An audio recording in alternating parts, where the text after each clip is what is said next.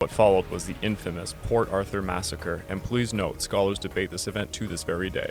Now, before the Battle of Port Arthur, foreign correspondents covering the war had reported favorably on the battlefield conduct of Japanese soldiers, yet the savage combat the Japanese faced during the winter just before the Port Arthur campaign would send them into a vengeful mood.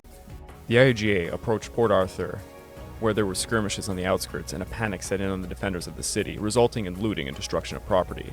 Many Qing officers secretly fled the fortified city on small boats. On November the 18th, the IJA found that wounded forces they were forced to abandon en route to Port Arthur had been severely mutilated, with their hands and feet cut off, some burnt alive. You see, the Chinese had placed bounties on POWs up to 50 taels of silver for their heads and other body parts during the war. The Chinese allegedly mutilated several IJA bodies and displayed them at the entrance of the city, infuriating the Japanese. On November the 21st, the IJA stormed the fortifications under heavy fire, and during the night of the 22nd, the surviving Chinese defenders deserted the remaining positions, abandoning 57 large caliber and 163 caliber artillery pieces. Over 4,000 Chinese forces were killed, 600 captured, and the Japanese reportedly lost 40, with 241 wounded. As the IJA entered the city, they were fired upon from houses where Chinese forces had hidden themselves and allegedly were wearing civilian clothing to blend in with the local population.